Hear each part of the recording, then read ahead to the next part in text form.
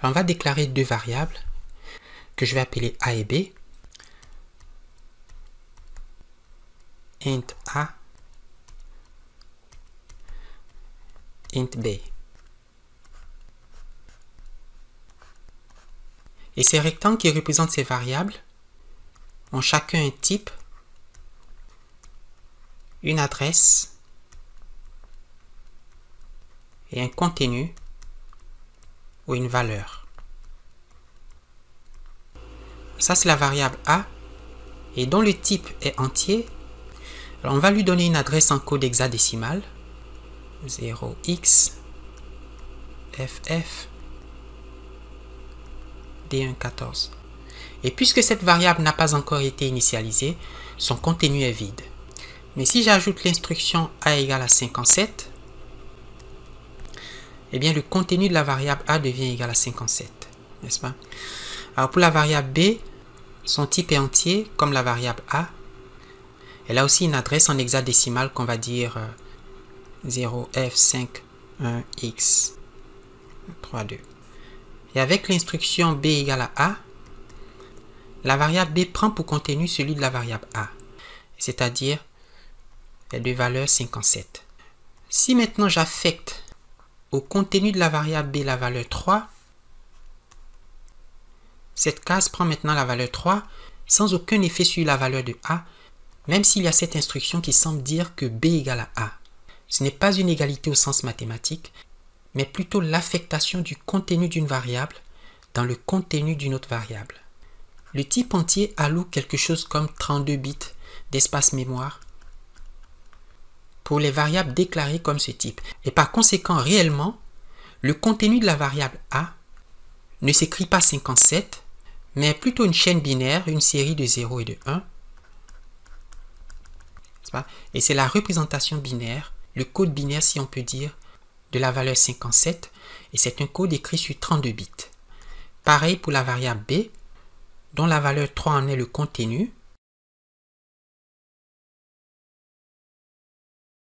écrit en un code binaire avec autant de 0 et de 1 qu'il y a d'espace suffisant pour représenter des variables de type int, et c'est-à-dire sur 32 bits.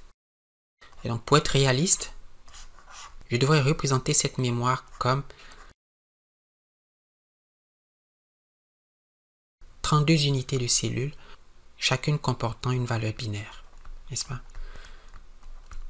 Alors ça c'est pour la valeur 3. Vous voyez qu'on accède au contenu d'une variable à partir du nom de la variable.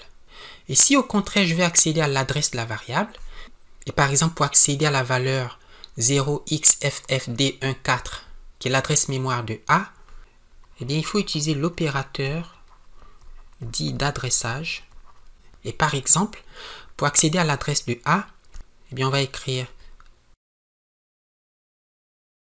et ceci retourne la valeur 0xffd14. Et pour avoir l'adresse de B, on fait pareil. 0f51x32. Pour parler des pointeurs, supposons qu'on ait deux variables, disons A et B. Si je déclare A comme int et B comme float, donc j'ai ici int, tandis que B est de format float. Nous savons comment accéder à l'adresse de A au moyen de l'opérateur d'adressage. N'est-ce pas? Eh bien, supposons pour simplifier que A soit à l'adresse 135 et B à l'adresse 249. Maintenant, initialisons les valeurs de A et B. Affectons au contenu de la cellule A la valeur 13 et au contenu de B la valeur 7,58. Donc ici j'ai 13, ici j'ai 7,58. Maintenant, on voudrait une variable d'adressage. Une variable qui permet d'accéder directement à l'adresse d'un objet. Par exemple, si j'appelle P ma variable d'adressage, je voudrais que P prenne pour valeur l'adresse d'un objet de type entier. Alors, on écrit donc int avec l'opérateur étoile et le nom de la variable. Et ceci pour dire que la variable P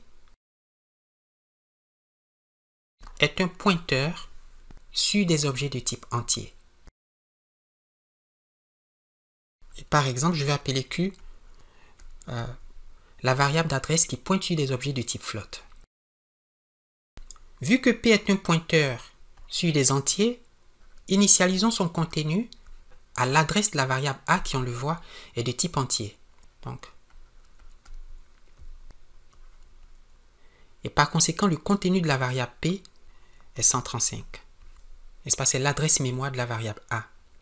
Et son type est bien sûr entier. Et en tant que variable, les pointeurs ont aussi des adresses, bien entendu, et auxquelles on peut accéder au moyen de l'opérateur d'adressage. Ce serait par exemple 533. Je vais donner au pointeur Q l'adresse mémoire de la variable B. Et pour simplifier, je vais supposer que les variables A et B ont le même type.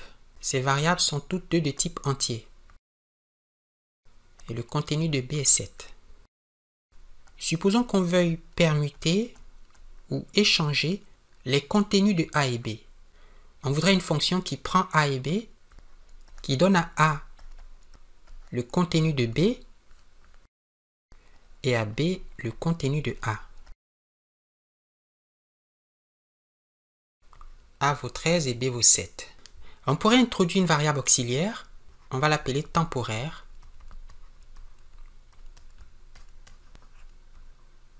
Et voici ce qu'on va faire. On va affecter au contenu de la variable temporaire le contenu de la variable A, à la variable A le contenu de la variable B, et donc A dont le contenu était 13 contient maintenant 7, et au contenu de B, on va affecter le contenu de la variable temporaire. Le contenu de la variable B est maintenant 13. Et ainsi, on a échangé les contenus de A et B. Alors voici un code en C++ qui utilise les pointeurs pour effectuer une telle opération. Alors, je vais écrire une fonction qui ne retourne rien. Je l'appelle f. Alors ma fonction prend deux arguments.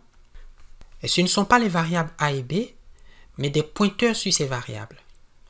Je vais appeler PA un pointeur sur la variable A et PB un pointeur sur B.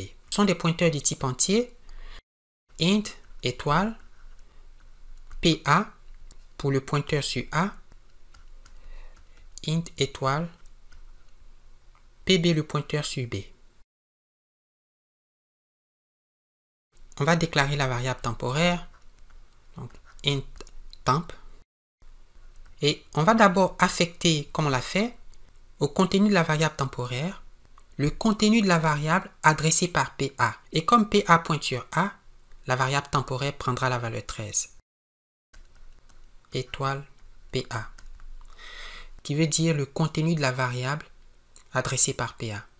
Et ensuite, on va affecter au contenu de la variable adressée par PA le contenu de la variable adressée par PB. Je dis au programme d'aller chercher la cellule mémoire dont l'adresse est PA et d'affecter au contenu de cette variable, qui est bien sûr la variable A, le contenu d'une variable qui se trouve à l'adresse PB. Or, PB contient l'adresse de la variable B. Et donc, cette instruction donne au contenu de la variable A le contenu de la variable B. Et il reste ensuite à affecter au contenu de la variable B, et c'est-à-dire au contenu de la variable dont l'adresse se trouve dans PB, le contenu de la variable temporaire. Et si j'appelle cette fonction,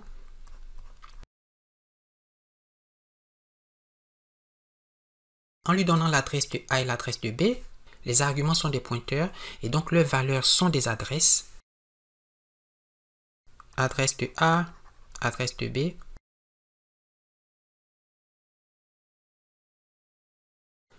Supposons qu'on ait à gérer, disons, des données d'un centre hospitalier. Vous avez des malades au Covid-19 qui se présentent et on voudrait créer un fichier d'enregistrement des âges de ces patients. Alors, un premier patient se présente et on crée une variable qu'on va appeler X pour l'âge de ce patient et qui a, disons, 35 ans. Et un autre patient qui a 68 ans. Et encore un autre qui a 13 ans. Et vous voyez que cette façon de procéder est assez ennuyante puisqu'il faut alors construire autant de variables que de patients Covid. S'il y a 50 patients, il nous faudra créer 50 variables du même type. S'il y a 200 patients, il faut 200 variables. S'il y a 1 million de patients, il faut 1 million de variables. Est-ce qu'il ne serait pas souhaitable de disposer d'une structure de données qui permette de gérer de telles informations? Et bien, dans la mesure où les variables ont le même type, on peut recourir à ce qu'on appelle un tableau. Alors, ce sont des structures de données.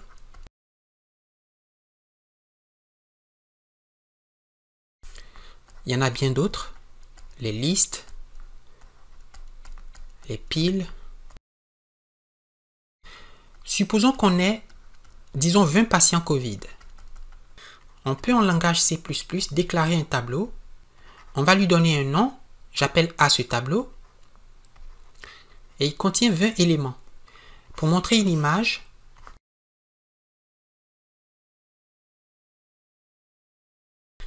vous avez 20 cellules contiguës et dont la première contient l'âge du premier patient Covid, la deuxième l'âge du second, ainsi de suite. Alors, la première cellule est bien entendu une variable. Le tableau contient 20 éléments. On aurait dû commencer le comptage à 1, le premier, le deuxième, le troisième jusqu'au 20e. Mais quelqu'un a décidé qu'il fallait commencer par 0. Et puis bon, voilà. Et donc, le deuxième élément s'écrit A de 1. Le troisième A de 2 jusqu'au nème élément, ici au 20e, A de 19. On peut donc facilement accéder au contenu du tableau. Et par exemple, si je veux modifier le contenu de la troisième cellule, qui vaut 13, et remplacer ce contenu, disons, par 45, donc un patient Covid d'âge 45 ans, alors j'écris A de 2 égale à 45. Le nouveau contenu de la troisième cellule devient 45. Nous avons vu tantôt que chaque variable a une adresse mémoire, et on a vu comment accéder à l'adresse d'un élément au moyen de l'opérateur d'adressage. Et donc, pour le premier élément, on écrit ceci.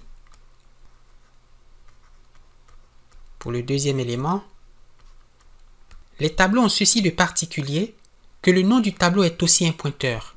Et c'est précisément un pointeur vers le premier élément de ce tableau.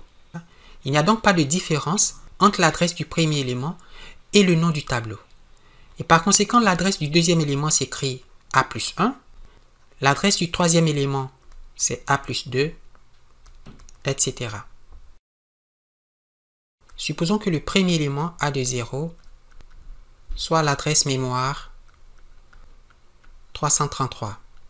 Cela veut dire que A, qui est le nom du tableau, a la valeur 333. Et c'est-à-dire que l'adresse du premier élément est bien sûr 333. Donc A est un pointeur vers le premier élément A de 0 du tableau. Pour des entiers représentés sur 32 bits,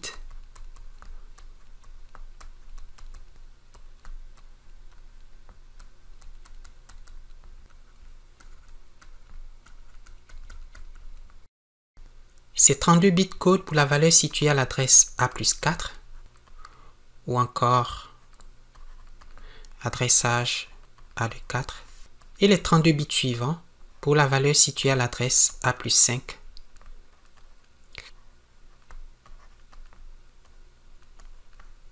Et donc A plus I est un pointeur vers le ième élément du tableau, de sorte qu'on peut accéder au contenu de la ième cellule en faisant étoile de A plus I, n'est-ce pas? Qui va nous retourner le contenu de A de I.